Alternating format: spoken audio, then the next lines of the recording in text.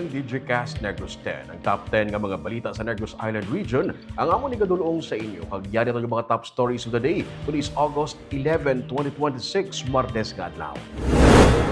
Pag-issue sang EMB sang ECC sa daan nga dam site sang Bacolod, ginakwestiyon sang LGU.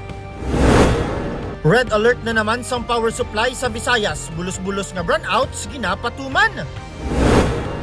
Bag-o nga obispo sang Diocese of Bacolod na install na. Baby boy ginsulod sa eco bag kag gimbilin sa hilamunan. Kag sa good vibes, duwa ka softball team sa sagay nga World Series champions ginpasidunggan sa ila pagpauli. Inatanan sa Digicast Negros X.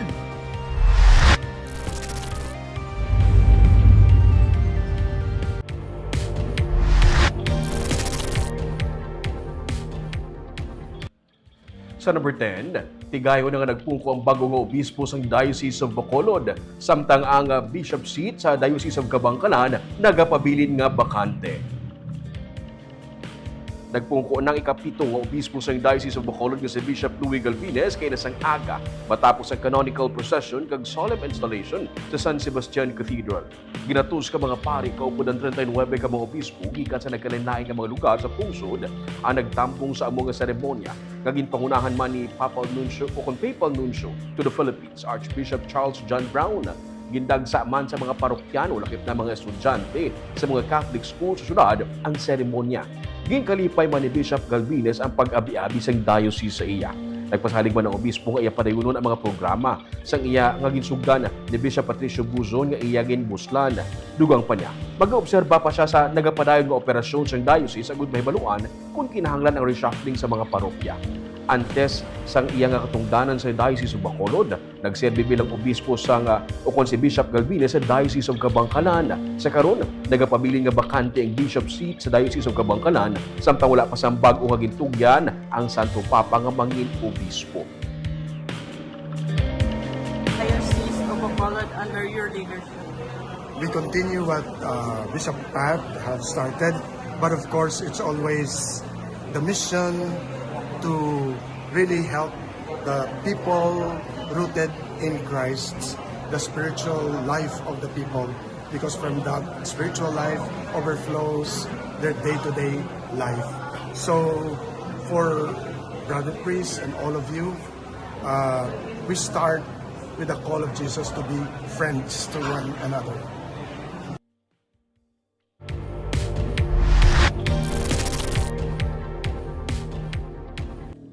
Sa number 9, City Legal Office sa Bacolod naghatag sa 30 ka-adlaw extension para sa mga balikyaan sa idalom sang Barangay Hall sa Barangay Tangub. Gikasugdan sa Bacolod City Legal Office kasi ang asosasyon sa mga manugbaligya sa palibot sa Barangay Hall sa Barangay Tangub na hindi na lang anay pagkaksun sa lugar ang ilang mga baligyaan samtang ginapatukod pa ang bag-o nga merkado sa barangay. Una nga ginreklamo sa pumuruyo sa Tangub ang mga baligyaan bangod sa nagasablag na ini sa dalan kag nagatuga sa mahinay nga lakat sang trapiko. Ginsiling ni City Legal Officer Carl Joseph Chu nga nagpabutyag man ang mga vendors nga luyag man sila maghalin kung mahumana ang ginapatukod nga merkado sang barangay. Isa ka metro gikan sa sidewalk ang temporaryo nga pwesto nga ginhatag sang CLO sa 41 ka mga baligyaan sa lugar. Dugang pa, ginahaylo man sang CLO ang mga vendors nga magkuha sang special permit samtang wala pa sila makasaylo sa bag-o nga merkado. Sa karon, nagapadayon ang construction sang Barangay Tangub sa ilagin patukod nga merkado ug mahatagan man sa legal nga pwesto ang mga baligyaan sa higad sang dalan. Well, ang sa aton sa Tangub no nang nagistorya kita da sa ila asosasyon no, mga opisyalis nila sang mga vendors dira. Kag nag-express man sila sang ila cooperation no, kag good intention nga masaylo sila sa may saylohan sila nga private market. Pero ang amon to initial agreement no wala sang complete clearing nga matabo itagaan nila alagyan da no meaning to say in gamayan nilang area nila no nag-agree kami to nga 1 meter na lang ang ila na area temporarily as well as ma-apply sila special permit.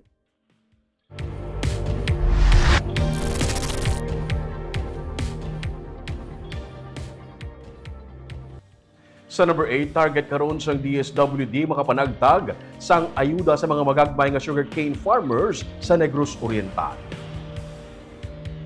Gisiling ni DSWD NIR Director Arwin Razo nga sa Negros Oriental may masobra sa 5,000 ka mga small farmers ang yara sa ilang nga inisyal nga listahan. Amo lang ini ang nasabit sa master list kag na-validate na. Tuyo nila nga maka-pilot rollout sa Mabinay kung saan may mga 2,000 ka mga farmers ang apektado. Padayon naman ang pagpanagtag sa Negros Occidental sa emergency cash transfer. Ginpatigay ng rollout sa San Carlos kag Don Salvador Benedicto kag sa Miyerkules magasugod sa Sipalay. Suno kay Razo, ang Bacolod nagahikod pa lamang nga magsabit sang ilang mga dokumento.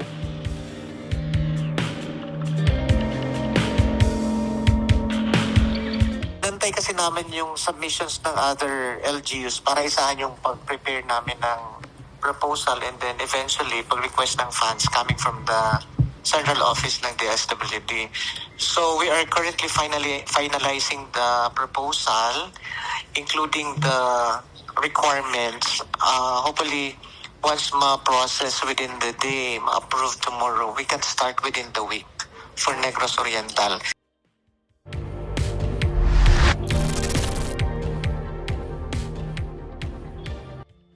Sa number 7, duha ka mga kolorom nga mga van ang gidakop sang LTO sa banwasang Ibi Magalona kag sa Silay City. Padayon ang pagpanakop sang Land Transportation Office Negros Island Region sa mga kolorom nga salakyan sa Negros Occidental kung sa diin duha ang nadakpan sa banwasang Ibi Magalona kag syudad sa Silay subong nga Martes. Na-intercept ang unang nga van sa Ibi Magalona. May 5 ini ka mga pasahero halin sa Bacolod City padulong sa Sagay City. Gilaligar nga ginapabayad ang kada pasahero sa plete nga isa ka gatos tubtob 150 pesos. Sa Silay, isa ka van na nadakpan nga nagatransport sang 13 ka mga pasahero halin sa Sagay padulong sa Bacolod. Ginapaplete sing tig 70 pesos tubtob 150 pesos ang mga pasahero. Sunod sa LTO, pareho nga wala sang Certificate of Public Convenience o permit to operate ang duha ka mga van. Tubtob 200,000 pesos ang multa sa kada salakyan sunod pa sa LTO.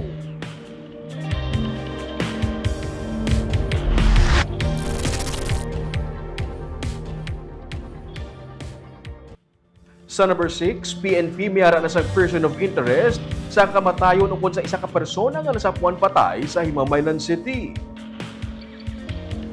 Ginsilig ni Police Lieutenant Peter Henovia, Deputy Chief sa Himamaylan PNP nga mayara na sila sa person of interest sa kamatayon sa isa ka chainsaw operator sa Barangay Agisan sa Himamaylan City sang Domingo. Nasapuan ang 32 anyos nga biktima sa higad sang highway sakop sang Purok 11 Sitio Tanate sa Barangay Agisan. Positibo nga gikilala sang live-in partner ang biktima nga taga Kabangkalan City. May mga igo sang bala ang biktima sa iyang liog kag dungan. Sunod sa saksi, papauli na sila sang iyang asawa halin sa barangay na Balian sa sila ang sang ila makitaan ang biktima nga nagahamyangon sa duta. Hindi pa mapatod sa PNP kung dito sa lugar ginpatay ang biktima kung ginbilin lamang. Sa follow-up investigation, nagwa nga illegal nga droga ang isa sa mga anggulo sa krimen sunod kay Henovia. Apang hindi pa mabulgar ang ibang nga detalye tungod at large pa ang suspect.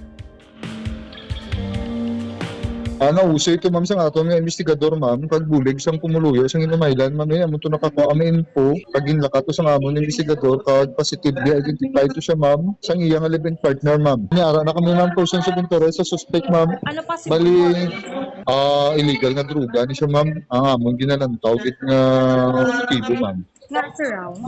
Hindi lang ko ani magambal ma'am kay ongoing amon investigation kay basi mabatian sang suspect kag manago or mano bala ma'am budlay na.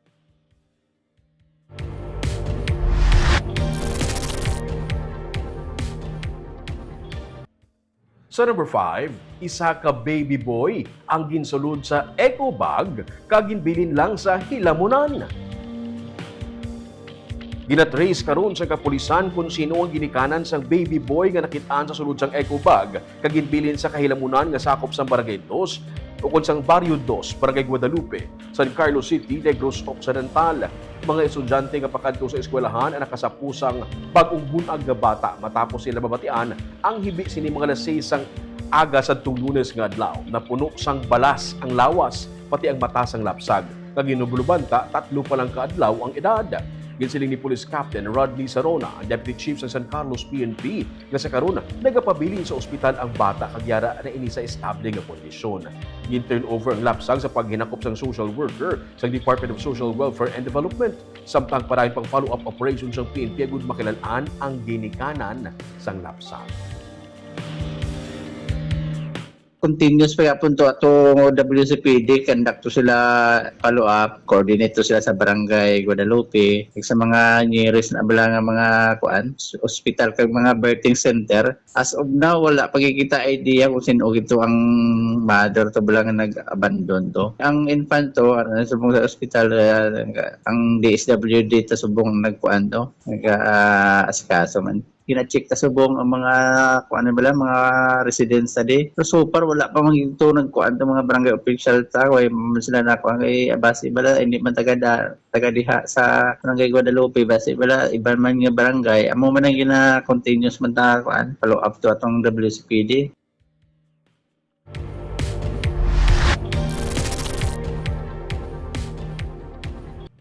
Sa number 4, 58% ka nagdumo ang kadamuon sa kaso sang dengue sa Bilog Negros Island Region. Inibase sa report sa Department of Health NIR as of August 1, kuni pahanggit sa kasubungman nga tion sa 2025. Humalin January 1 tubtob August 1, 2026, may 2,546 ka mga dengue cases. Sang 2025 sa kasubungman nga tion, may 6,057 ka dengue cases nga na-record. Sunod sa DOH-NIR, ang 6 to 10-year-old na age group ang nakarecord sa pinakamadamo nga dengue cases, 460 ukon, 18.1%. Ginasunda naman ini isang 1 to 5 year age group nga may 381 cases ukon 15%, kag nagasunod ang 21 to 30 year age group nga may 370 cases ukon 14.5%. Sa 2,546 nga reported dengue cases, 32% sini ang laboratory confirmed. Wala untat ang DOH sa pagpahanumdum sa publiko nga mangin matinlo sa palibot para malikawan ang banatian nga dala sang lamok.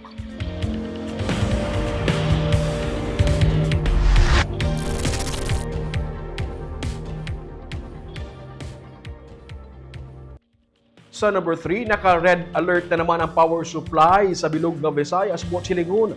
Kulang ang power supply gani bilang resulta bulos-bulos nga ginapatuman ang mga brownouts.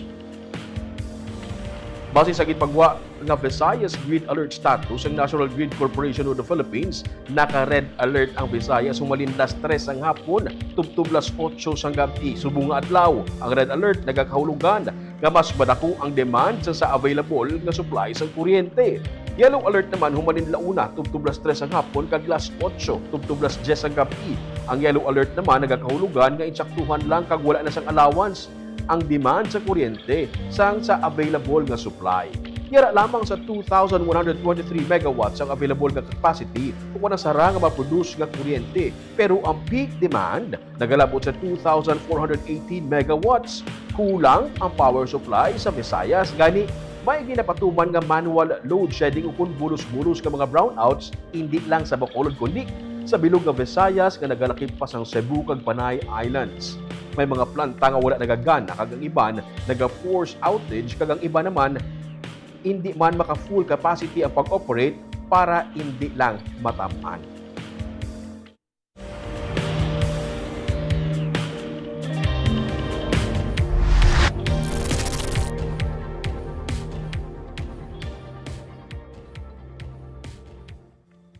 Sa number 2, ang Negros Oriental ang may ginapatuman sa karon nga suggested retail price para sa mga baboy kag mga idik. Nalakip diri ang buying price range para sa mga buhi nga baboy sa probinsya kasunod sa African Swine Fever outbreak.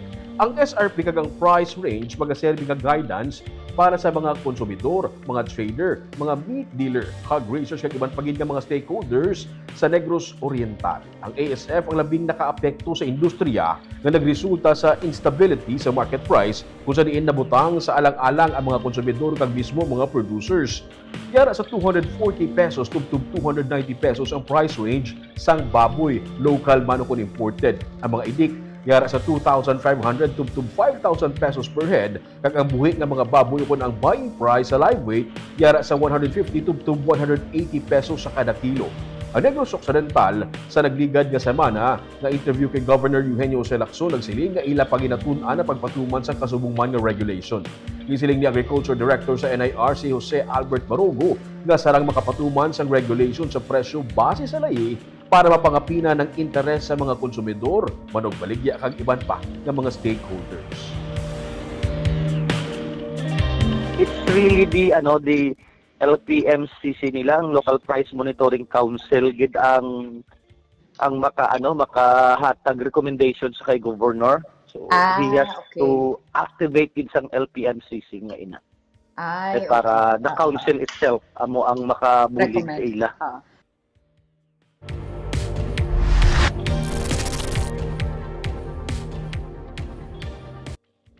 Kag sa numero 1 sa mga balita subong adlaw.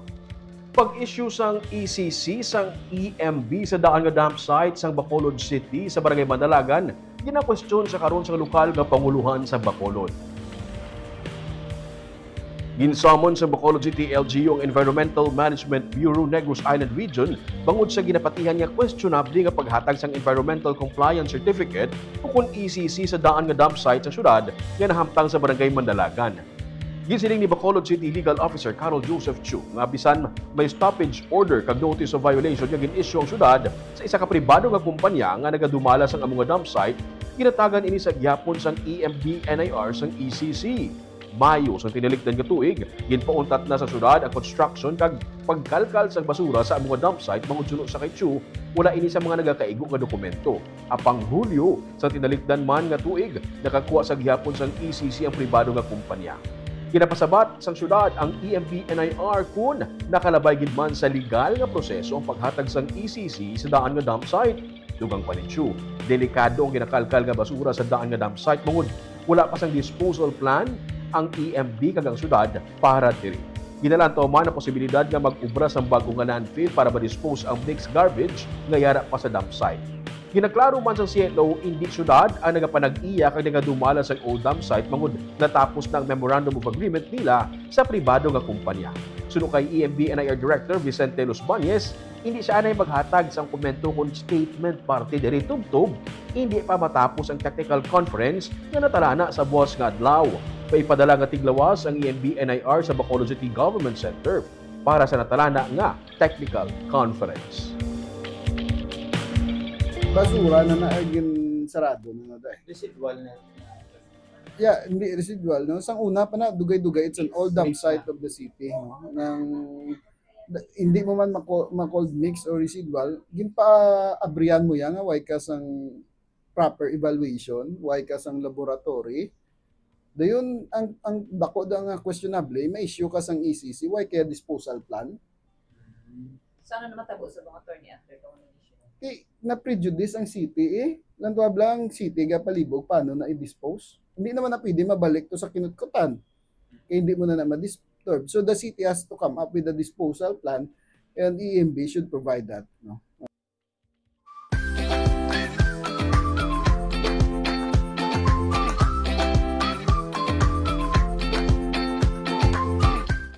Kag sa Good Vibes, duha ka mga softball teams ang Sagay City nga nagkampiyon sa separado nga mga World Series ang ginpasidunggan sa ilang pagpauli. Ginabiyabi sa ginatos ka mga estudyante, mga manunudlo, government officials, parents kag supporters ang Abansi Negrense Sagay City 12 under kag 14 under girls softball teams. Isa ka citywide caravan ang patigayon sa pagsug-alaw sa teams nga naghatag sang dungog sa Sagay City, sa Negros kag sa Pilipinas. Isa ka recognition program ang patigayon sa Sagay National High School kung saan nagahinugyaw ang mga supporters samtang nagasulod ang mga atleta. Preska pa alin sa ilang kadalagaan sa McAllen, Texas kag Hemet, California.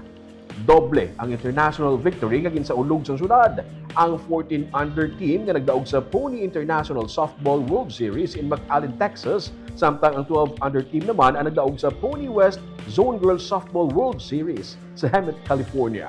Ang mga atleta ang ginwelcome ang 14 ka mga junior high school students sa Sagay National High School kag 5 ka mga learners alin sa Jose Bipoy Senior Elementary School kaupo ng ilang mga coaches kag trainers. Ang kompletong line-up nagalakip sa players sa rin sa Bacolod kag United States nga naga-intra sa Sagay-based team para sa mga international competitions. Ipabugali sa Sagay City Mayor Leo Rafael Bebo Cueva ang kadalagan sang mga kabataan kay gipakita nila sa mga sagay noon kung ano ang mahimo malaputan sa training, disiplina kag suporta. Nagbaton man sang cash incentives ang mga players halin sa city government. Si Arabella Hito, grade 9 student sa Sagay National High School, aging kilala bilang most valuable player sang 14 under Pony International Softball World Series. Samtang sa 12 under, aging kilala naman si Mary Chris Blanco bilang MVP sa iya division sa homecoming na nakarecord sang 39 ka mga strikeouts. Si Arabella Hito, ako galing MVP sa 14 niyo kag gusto ko lang na magpasalamat sa tanan-tanan nga kasuporta sa amon kag sa coaches man nga nagtraining sa amon kag nangamudlay nga biskan abudlay kami chindiyo or kitsindikit kami nila kag damogit ko may na experience sa 5 years ko nga hampang kay damogit struggle kag ado ma surrender naman pero gapa-thankful gid ko kay kaya ko kag ari ko disubong na ano ko lang din sadya tapos nalipay ko nga nag-champion kami kag nagpa-thank you ko sa nagasuporta sa amon sa amon coach sila ni Sir Benson kag sa pagsuporta sa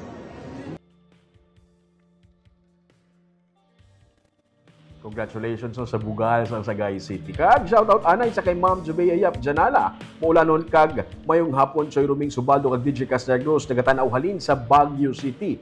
Do grabe na ma'am no may landslide sa Baguio City.